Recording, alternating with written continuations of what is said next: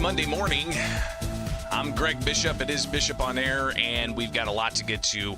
Of course, we'll tackle the latest with gun litigation. We'll tackle what's happened up in Skokie, Illinois over the weekend with a alleged shooting incident that happened outside of protest where the Middle East conflict seems to be really coming home, as well as we'll talk with some of the issues on migration and crime in Chicago. So all of that's on the way here with Bishop on Air. Again, I'm Greg Bishop. Thanks for joining me each and every weekday morning. We're here, we're live, and also clipped out. Please subscribe, like, do whatever you want to support the program, spread the word. Thanks to all those out there who are letting me know that you got your patches. And just a heads up, we are expecting some stickers. If you guys want some stickers as well.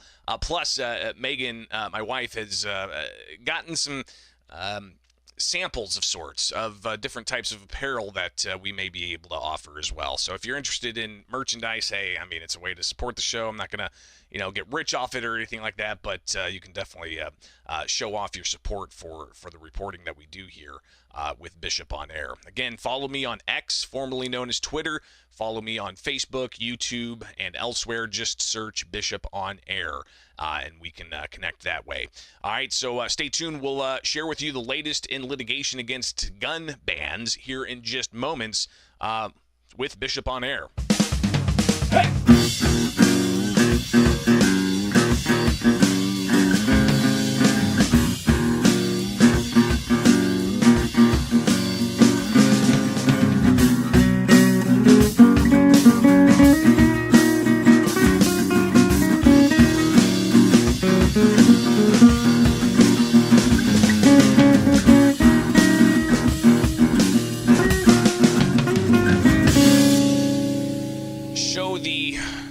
Of California had that assault weapons ban essentially ruled against by a federal judge, and how is that going to impact Illinois?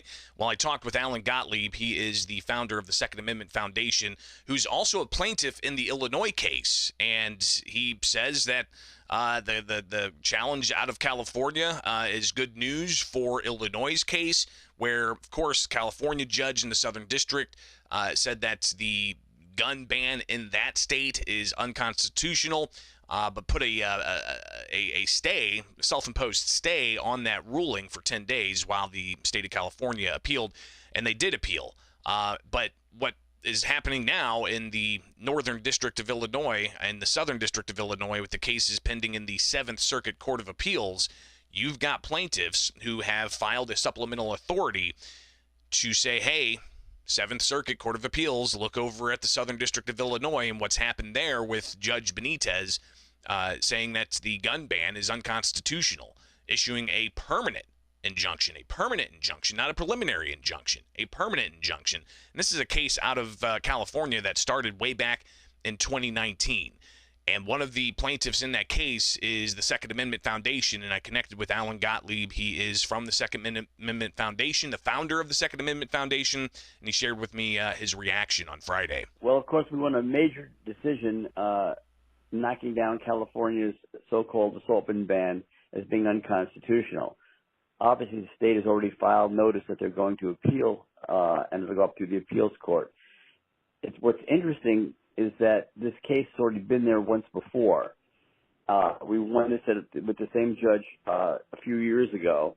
It went up to the appeals court, and it then went all the way up to the en banc appeals court, which then, after the Bruin ruling, where the Supreme Court, said that you have to go by the text of the Second Amendment and the history, not by any, social science or, balancing act test. The court remanded it back down to the court to review it in light of the Supreme Court ruling, and came up with a stronger ruling in our favor. And now it's going to go back up through the process. Eventually, it's going to go to the U.S. Supreme Court. It may not be the first assault and ban case to actually get there. The Second Amendment Foundation has previous cases filed in Illinois and Maryland that might get there first. But the Supreme Court is definitely going to be hearing this case, and eventually California citizens will get relief and be able to own semi-automatic firearms that the state likes to call assault weapons. The judge issued a preliminary injunction, but stayed it for 10 days to allow the state of California to file their appeal. My guess is the law will stay in effect until it runs through the appeal process. So again, Alan Gottlieb, the founder of the Second Amendment Foundation, reacting to Thursday's ruling out of California and how exactly that's going to impact Illinois. And in particular, you've got the plaintiffs in Illinois, the Second Amendment Foundation being one of several plaintiffs groups, ranging from the Illinois State Rifle Association to the Federal Firearms Licensees of Illinois. So obviously you've got the plaintiffs saying, hey, Seventh Circuit Court of Appeals, look at what happened over in California. And Gottlieb saying that what happened in California very much is going to strengthen Illinois' challenge of the gun and magazine ban. Well, of course, the Second Amendment Foundation is one of those plaintiffs, and we will be surely filing a supplemental authority briefing with the court there. And it will affect it. You know, we've already won at a lower court level in Illinois on this issue already, so it's going to affect the appeal. But again, you know, if it's illegal and unconstitutional in California, it's also illegal and unconstitutional in other states like Illinois as well. This strengthens our Illinois challenge. So, again, a supplemental authority, if I said appropriation, I'm just thinking about veto session coming up and if there's going to be possibly more spending for state tax dollars. But a supplemental authority is what is filed in the Seventh Circuit Court of Appeals, and that has been filed. And one of the things they point out is several of Benitez's quotes in his shooting down of California's gun ban, and one of them was this question about in common use and what is in common use. And, you know, the states, even in Illinois, they have said that, well, in common use means being used actively in self-defense, and they say that semi-automatic rifles like AR-15s are not actively used in self-defense.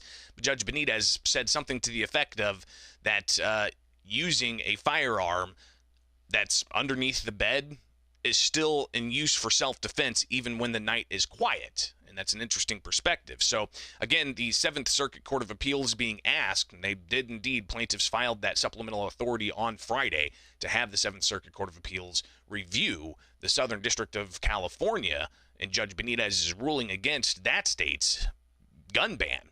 But there are other gun bans in different states, not just in Illinois, not just in California. More from Alan Gottlieb. Yeah, there are 8 or 9 states that have these kinds of laws on the books right now. You know, California, Oregon, Washington, Illinois, Maryland, New York, New Jersey, Massachusetts. And so it's going to impact us. It's going to take time.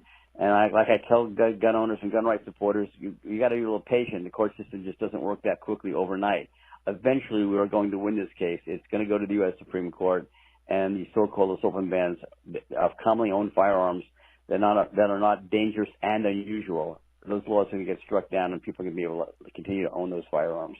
And again, some of the other arguments are that AR-15s, for instance, are dangerous and unusual, but they're not necessarily unusual considered in common use. So we'll see how all this plays out. But that's just, you know, one set of cases here, right? And you've got another instance down in the Southern District of Illinois where we're still waiting on some kind of ruling on the vagueness challenge. Because what's happening in the Seventh Circuit Court of Appeals is about the Second Amendment, not about vagueness, which Attorney Thomas Magg has that vagueness challenge pending in the Southern District of Illinois. So we'll be watching what happens there. But you've got, after California's ruling, California Governor Gavin Newsom essentially saying that the judge there is a partisan and that he's extreme and that there needs to be a constitutional amendment to change the U.S. Constitution to curb what kinds of firearms individuals can keep and bear that shall not be infringed. And I asked Gottlieb to react to that notion that those who support gun rights are extremists. And here's his response to California Governor Gavin Newsom, but also Governor J.B. Pritzker here in Illinois, who's made similar types of statements. Well, these judges aren't radical. The politicians like Gavin Newsom and Pritzker they're the radicals. And the proof of it is they want to pass a new amendment to the Constitution to eradicate the Second Amendment and take away people's gun rights. That's what's is dangerous and unusual and radical. So Alan Gottlieb, will definitely be talking with him again in the near future. Appreciate him connecting as he jet sets all across the country, getting these cases in order, at least from the Second Amendment Foundation's perspective. But that's not the only case. Locally, also, our neighbors to the west, Missouri, you have this story out of the Washington Examiner saying that the Supreme Court, the U.S. Supreme Court, on Friday left a Missouri law on hold that blocks police from enforcing federal gun laws in Missouri, rejecting an emergency appeal. This is kind of interesting. I'm curious how this could possibly impact, say, sanctuary counties in Illinois. I'm not talking about the migration stuff. We'll talk about the non-citizen migrants coming up in another segment here. I'm talking about gun sanctuary counties, because a lot of counties, dozens of counties in Illinois, have declared themselves gun sanctuary counties, where they say that gun laws won't be enforced in their county. Well, how's that going to play out? Well, this Missouri case, which essentially says, in question, the law, it's called the Second Amendment Preservation Act, and it was ruled unconstitutional by a district judge. It essentially says that you can fine a police officer $50,000 if they knowingly enforce federal gun laws that don't align with the state's own restrictions in Missouri. So again, a judge struck that down, and then you had the appeal play through and an emergency appeal all the way to the U.S. Supreme Court. Again, this is from a Missouri law, the Second Amendment Preservation Act, the U.S. Supreme Court stepping in and keeping a hold on that Missouri law. So that's yet another Second Amendment type of case that we will definitely be watching, because our neighbors to the west in Missouri dealing with that issue. So a lot of moving pieces when it comes to litigation against gun laws, and we'll obviously be watching all of that and more. But we've got plenty more to get to. All right, it's right here with Bishop on Air. Follow me anywhere. Just search Bishop on Air on Facebook, on Twitter, on X, formerly known as Twitter. Said that twice. Either way, make it happen. All right, like, subscribe, hit the notification bell, and stay up to date with what's going on here in Illinois and beyond.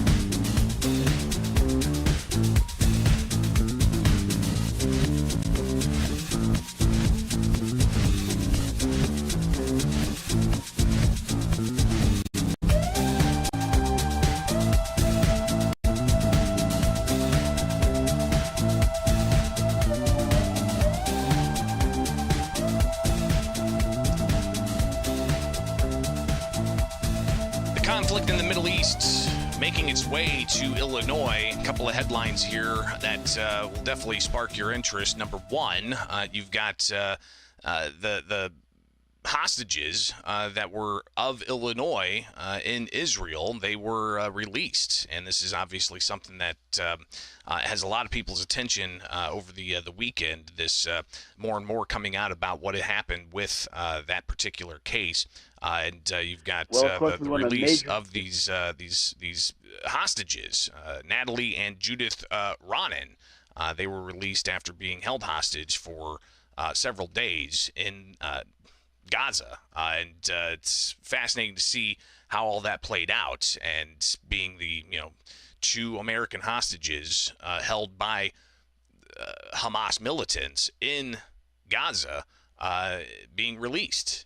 And obviously, that's something that we'll watch and see if more Americans are released and how all that plays out. But obviously, the conflict in the Middle East coming back to Illinois, not just with those hostages being freed, but also with protests. And last night there was a protest where outside of Skokie, Illinois, which is fascinating because that's a densely Jewish population jurisdiction in Skokie.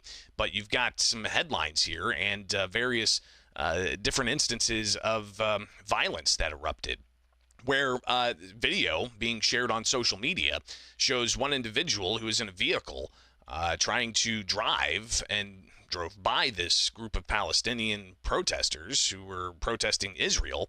And apparently his vehicle was being vandalized while he was on the street. He was swarmed by individuals and then pulled a firearm out. Somehow, shots fired, allegedly. He's then confronted by police with a firearm out to where you have him being taken into custody.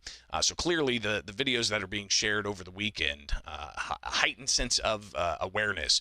Now, what's also happening here is you've got protesters that were ultimately pepper sprayed as well, and how that has impacted the protesters and the ongoing debates about support for Israel or support for the Palestinians in Gaza. And some people conflating supporting Palestinians for supporting Hamas.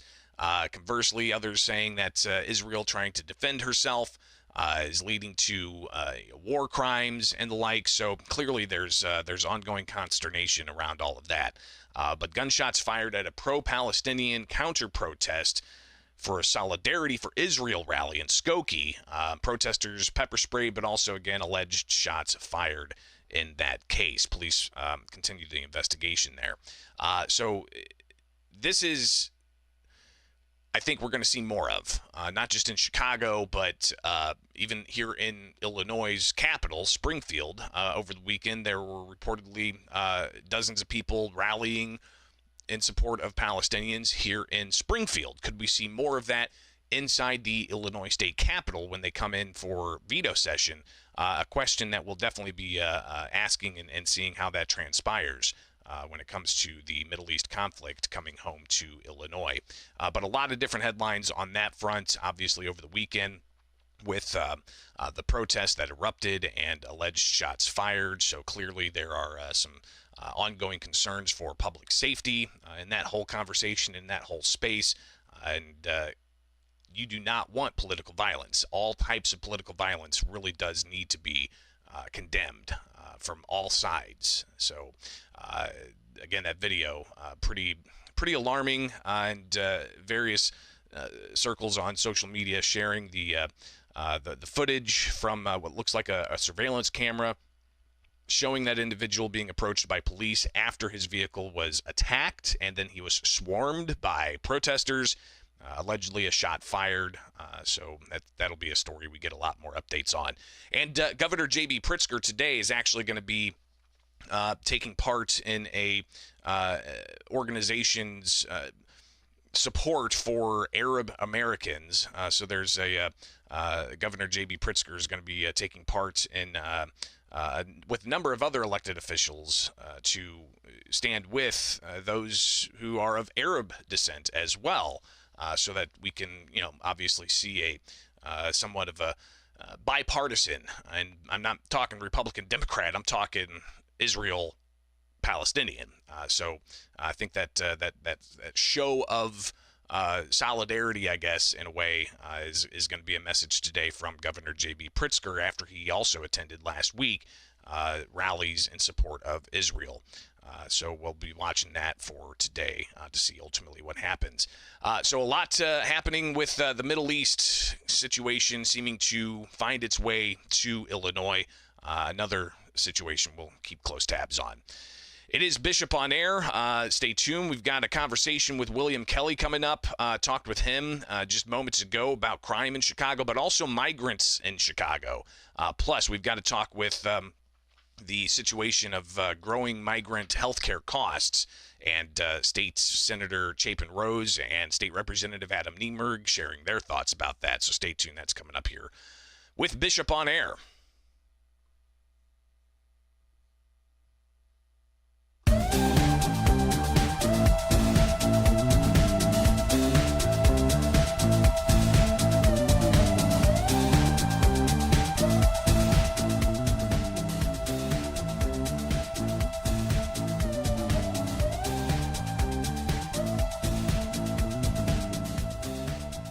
Some of the headlines out of Chicago this morning. You've got the ongoing questions of violent crime. Chicago police appealed to the public for help after a 12-year-old boy was fatally shot in Inglewood. It's a headline out of the Chicago Sun-Times. 2 men injured after a shooting inside Walgreens in Old Town, police say. 2 men in critical condition after a South Lawndale shooting. 3 armed robberies reported within 30 minutes overnight. 13-year-old boy, according to the Chicago Tribune, wounded in a Friday night shooting in Grand Boulevard neighborhood. Man killed in Inglewood shooting. And here's another headline: woman fatally shoots knife-wielding man in Morgan Park. And the Sun-Times reporting that shooting happening with a 41-year-old man who the woman knew approached her with a knife inside her home. And she pulled a gun out and shot the man 4 times in the torso. So that's another story of crime in Chicago. I connected with William Kelly.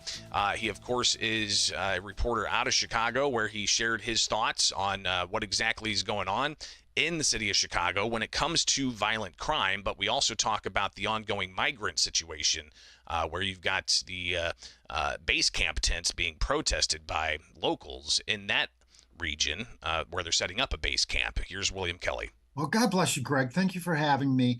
You're right. I mean, violent crime and migrant crisis. These are the 2 things that Chicago is known for around the world now. And, as not only as a reporter, but as someone who was born and raised in Chicago, it breaks my heart because I always thought of Chicago as a world-class city, if not the greatest city in the history of the world, growing up on the south side, not too far away from Morgan Park, where this woman over the weekend fatally shot a man who was attacking her with a knife. Well, the reason why I think that particular story is relevant is because in the total absence of law and order, the total breakdown of law and order, you're going to see more and more citizens defending themselves. They consider, we grew up believing that the police were the first responders, right? And God bless them. I grew up in a cop neighborhood, quote unquote. Whenever a police car would go by, I as a good little Irish Catholic, I would do the sign of the cross to pray for their safety and everyone else's, But the fact of the matter is that sadly, people have come to the conclusion that they are their own first responder. And what you're going to see, and I think that this Morgan Park shooting is a prime example of it, is more people arming and defending themselves. The only problem, some people would call that good news, right? Some police officers might actually call that good news. I've had more than a few police officers say, "Hey, Kelly, you're your own first responder. Don't ever forget that." Some people would consider that to be good news. What scares me, because as a reporter, I follow the issues, as I know you do, Greg, is that our governor, Pritzker, wants to disarm this woman. What if this woman did not have a gun? What if she followed her Democrat, her governor, Pritzker, and turned in her gun for a gift certificate or something at, St. Sabina Church? She would have been, the headline out of Morgan Park would be very different today. It would be a woman stabbed to death. I believe that people have the right to defend themselves. And I think that this woman, it'll be interesting to see how if she's charged, and if she's allowed to keep her gun, Greg. So William Kelly, again, a reporter out of Chicago, reacting to some of the headlines, including that headline that a woman fatally shot somebody who is approaching her in her home with a knife and shooting and killing that individual. So clearly that's an ongoing situation. Something else ongoing is the migrant situation, where you've got the base camps that are going to be set up for migrants in Chicago. More than 18,000 migrants have come over the past 13 months, according to reports, and they've been held up at police stations. They've been in YMCA buildings. They've been in, school buildings and a variety of other places. But with it getting colder now, some of those that are on the streets in tents clearly need some better types of accommodations, and taxpayers are going to be paying for a $30 million contract with Garter World to set up a migrant base camp tent. And this is clearly something that we've seen elsewhere where protests have spurred up because of the migrant situation. And Block Club Chicago reporting on this with Alderman Julio Ramirez allegedly being attacked, according to Block Club. But William Kelly says that after reviewing that video of the protests there last week, where you had a whole bunch of, it looked like diverse individuals in this neighborhood, not happy with the direction the city's going and setting up base camp operations for these migrants. So here's William Kelly reacting to some of the headlines out of that situation. Well, Greg, it's very, again, as a reporter, it's very upsetting. And as a citizen, it's upsetting because this alder person, Alderman Ramirez, she crashed a rally. These people, the way it was portrayed, certainly by our governor and our mayor, who both issued statements on the incident, it was portrayed as if right-wing extremists attacked this alderman. But it was, I reviewed the video, and not only did I not see a violent attack, I saw an alder person, Julia Ramirez, feeling that she was very entitled. She crashed a rally of her residents, primarily Hispanic, by the way, Greg, kind of an ironic, important point to be made. Her residents are not what you would typically refer to as right-wing extremists. They are primarily Hispanic, and they were protesting these base camps, Garter World multi-million-dollar tents that are being set up in the middle to house Venezuelan migrants in winter in Chicago. They do not want this in their ward. So when Alderman Ramirez showed up to speak, they shouted at her, and she accused them of attacking her. She accused them of committing a violence against her. This is sadly right out of Mayor Lightfoot's playbook, and I know it all too well. When I asked Mayor Lightfoot about violent crime in Chicago, multiple mass shootings per weekend. Okay, we're not just talking about a mass shooting. We're talking about multiple mass shootings per weekend. Mayor Lightfoot said that she had to revoke my media credential, and it's been in federal court ever since. And justice delayed is justice denied. I still don't have my media credential to this day. And now I see that this is the playbook that a lot of politicians are using against citizens, not only in Chicago, by the way, but you're going to see this as we get closer and closer to 2024. You're going to see this exact same playbook all over the United States of America, but especially in Illinois, because we're going to be hosting the Democrat National Convention. So be on the lookout for many reporters, many citizens being criminalized, being called right-wing extremists, wink, wink, and arrested and sent to prison. This, even a handful of years ago, Greg, I know it would have sounded crazy I wouldn't have said this, because I would have thought, oh my God, this is exactly what, if I say this, it'll sound so crazy.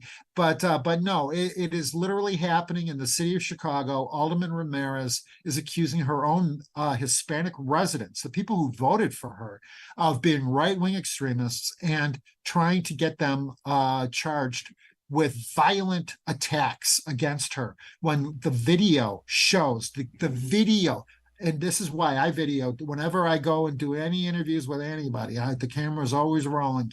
You need that video as evidence to prove that there was no violence. There were only people asking questions, Greg. So William Kelly, again, out of Chicago. We check in with him every week, and we'll continue doing that as the headlines churn out each and every weekend. So I appreciate him taking time with us here with Bishop on Air. I'm Greg Bishop. Follow me anywhere on X, Facebook, and YouTube. Like, subscribe, hit the notification bell. Stay connected, because we've got this each and every weekday morning for you to stay plugged in with what's going on with the latest here with Bishop on Air. All right, coming up, we'll hear more about the migrant situation. State Senator Chapin Rose and Adam Niemerg sounding off on the continued costs of caring for migrants with taxpayer-subsidized health care.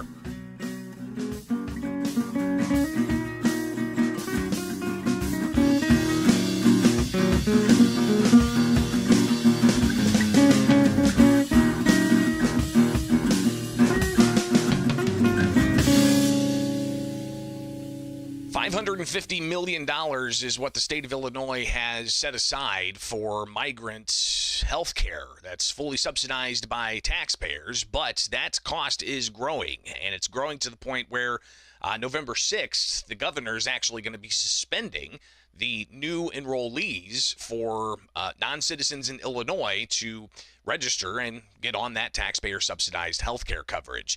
So we're talking here about those 65 and older who are going to be suspended, already suspended for new enrollees. And this doesn't mean that those who are currently enrolled aren't going to be covered, because those who are currently enrolled are going to be covered.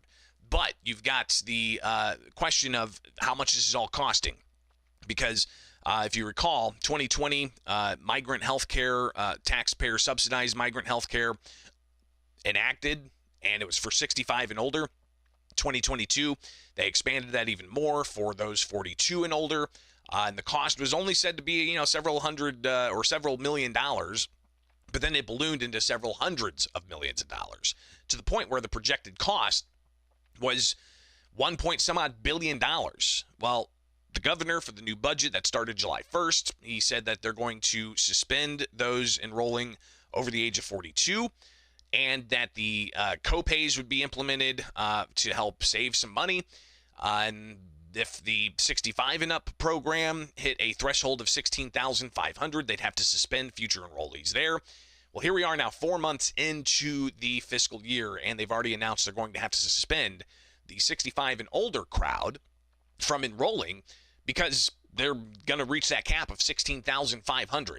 So we talked about that last week. On Friday, State Senator Chapin Rose and State Representative Adam Niemerg held a unrelated news conference, but they were asked about the ongoing migrant costs. Here's State Senator Chapin Rose. These guys are blowing a hole in the state budget. We can't afford this, and it's high time that the Democrats from Chicago to New York City to the White House figure out that this problem is killing us as Americans.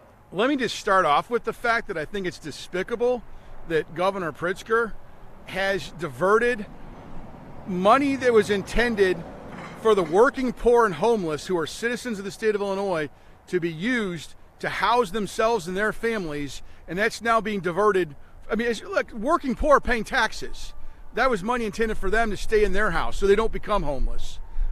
So I probably just said everything I need to say, but I don't think we should be spending one more penny on this. And also, let me say this. This is exactly why this budget that passed earlier this year was such a phony baloney budget.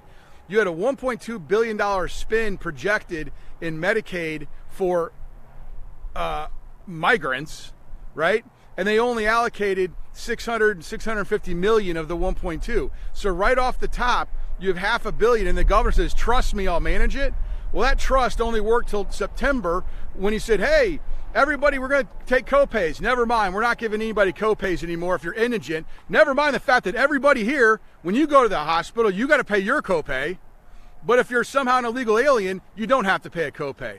Well, guess what, guys? These guys are blowing a hole in the state budget. We can't afford this, and it's high time that the Democrats from Chicago to New York City to the White House figure out that this problem is killing us as Americans. We need a healthy immigration system that encourages people to come to the United States of America and work here. Most of the people want to work here. But what you can't do is stick your head in the sand and pretend there's millions of people coming through a porous border and all's going to end well. It's not ending well. And when you're taking funds away from the working poor to keep them in their own homes, that's a crying shame. So, State Senator Chapin Rose highlighting how the budget amount of $550 million seems to be it's going to be blown through because some of the estimated costs now are that it's actually going to be $850+ million. So you're talking $300 million above what was budgeted. Will they have to come back with a supplemental appropriation for that? It's a big question that we'll see happen during 6 days of fall veto session starting tomorrow. And actually, tomorrow's show will delve deeper into a whole host of things because fall veto session is going to touch on energy policy, possibly the school choice scholarship program, possibly new legislation to require police confiscate firearms for those who are subject of orders of protection, to even questions about medically assisted end of life, which just got a news release that there's going to be informational kiosks of sorts set up at the Capitol during fall veto session to focus on end-of-life medically assisted services.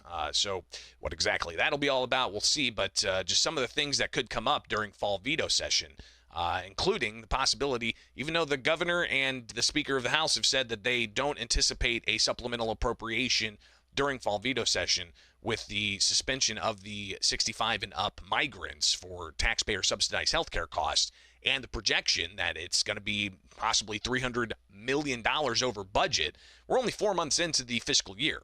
So either they're going to come back with a supplemental appropriation for fall veto session or they'll come back with a supplemental appropriation in January with the start of the new year and the new year of legislative activity. So we'll be watching that closely. But State Representative Adam Niemerg, he also sounded off on this situation and the budgetary constraints that there are and just the concerns that, listen, taxpayers are struggling paying their bills, going paycheck to paycheck. They have taxpayers with high property taxes and high gasoline taxes and the cost of inflation. Plus, they've got their own health insurance policies that they have to pay for every month. State Representative Adam Niemerg reacting to all of that. We have folks throughout the state of Illinois who can't afford their insurance premiums. I mean, if you go to work and you're trying to make a premium, you have a family of four, you're looking at about $1,200 a month just for healthcare premium. Yet we're letting illegal immigrants come across the border. ICE just admitted 5.7 million. That's what we know. 5.7 million. That's nearly half of the state of Illinois' population. We don't know where these folks are going. We don't know what they're here doing. We don't know what ties they have to terrorist organizations, maybe possibly in the Middle East with what's going on. These are all unknowns. And for the governor to say the situation, he writes a letter to the president saying the situation is untenable and he needs federal assistance, this is ridiculous. His very own policies caused this to happen. Having Illinois as a sanctuary state, shutting down ICE facilities throughout the state of Illinois, making Chicago a sanctuary city. Now he's saying the situation is untenable? Give me a break. His policies directly made this happen. We've got to get the border under control, and we're all for legal immigration and American prosperity. But we have 5.7 million that we know about that have come across the border. We don't know their ties. We don't know what they're doing. We have folks in the state of Illinois hurting daily, yet we're allocating our budgetary items, and that doesn't even count for housing, transportation. They won't give me those numbers. All I know is what I've seen on the $1.2 billion. So things have to change. Clearly, the debate is far from over, but we'll be watching that closely as well. Again, thanks for tuning in. Weekday mornings will be right here, Bishop on Air. Just search for Bishop on Air on YouTube. Like, subscribe, hit that notification bell, and you can be staying plugged in with what's going on because veto session at the State House starts tomorrow. And again, there's going to be a lot of activity, high-flying activity. We'll be reviewing each day's activity each weekday morning here with Bishop on Air. So thanks for hanging out. Got notes that you guys are getting your patches. Greatly appreciate that. We'll actually see if we could possibly get some stickers available at some point, some Bishop on Air stickers. And I do have one guy who said the mail messed up and didn't get his patch. He got the card, but he didn't get a patch. So we'll see if we can get that out to you as well. So, again, thanks for tuning in. Be back here tomorrow morning, 7:30-ish or so, and we'll go live. And then also be sure to watch for the clips throughout. It's all right here with Bishop on Air. Have yourself a great Monday morning, and thanks for tuning in.